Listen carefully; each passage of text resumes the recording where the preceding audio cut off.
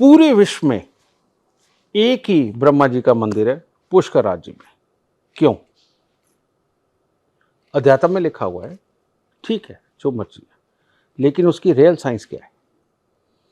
उसकी real science है, आज की डेट में भारत देश में या पूरे विश्व में लगा लो, खुशबू वाले गुलाब के फूल सबसे ज्यादा कहां पैदा होते हैं, और वो खुशबू वाले गुलाब की गुलकंद कहां बनती है सबसे ज्यादा?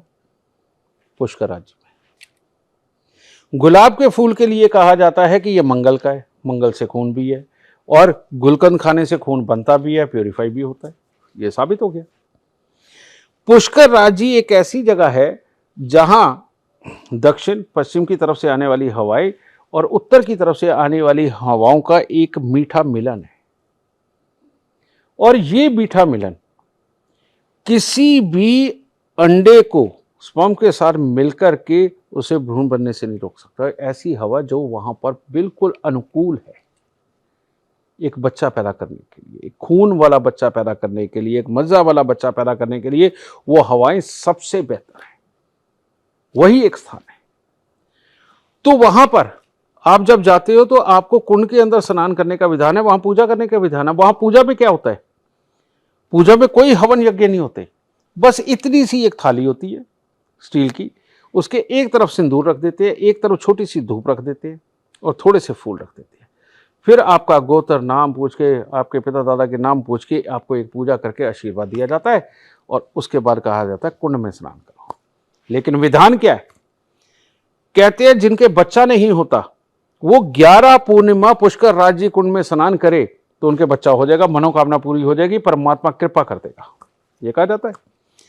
अब जब पूजा करके करते क्या है, जो फूल बचे उस कुंड में, जो सिंदूर बचा उस कुंड में, जो धूप बची उस कुंड में डाल दी। अब देखने में वो कुंड गंदा लगता है, लेकिन क्या है, फूलों में क्या होते हैं? मिनरल्स। सिंदूर की खासियत क्या है? सारे कीटाणुओं को मार देता है।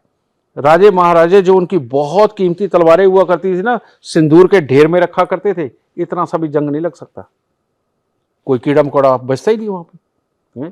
तो वो सिंदूर पानी को प्यूरिफाई करता है, और वो फूल और धूप जिसमें औषधि है, इनमें से जितने मिनरल्स है उस पानी में मिलते जा रहे हैं।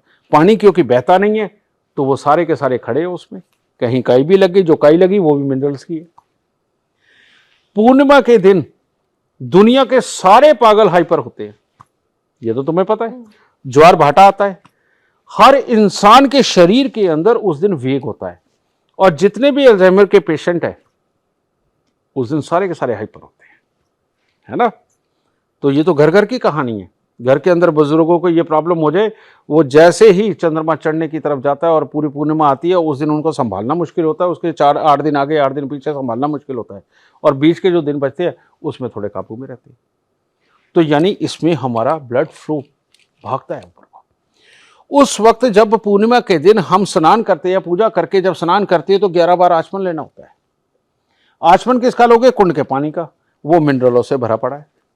वो 11 बार जब आचमन आप लेते हो, खून बड़ी तेजी से दौड़ रहा होता है, वो एकदम ब्लड सर्कुलेशन के अंदर जाकर के जहां जहां पर मिनरल्स की जो कमी होती है वो उसको पूरा कर देता है। अगर औरत के अंडे नहीं काम के, या वो बन नहीं रहे, या उनके अंदर तकलीफ है, उसकी वो प्रॉब्लम खत्म। अगर आदमी के स्पर्म्स काउंट कम है, उसके अंदर कोई दिक्कत है, वे पतला हो गया है, वो मिनरल्स उसको फुलफिल कर देते हैं। 11 पूर्णिमा के बाद में कंसीव कर जाता है, बच्चा हो जाता है। ये साइंस है 100%।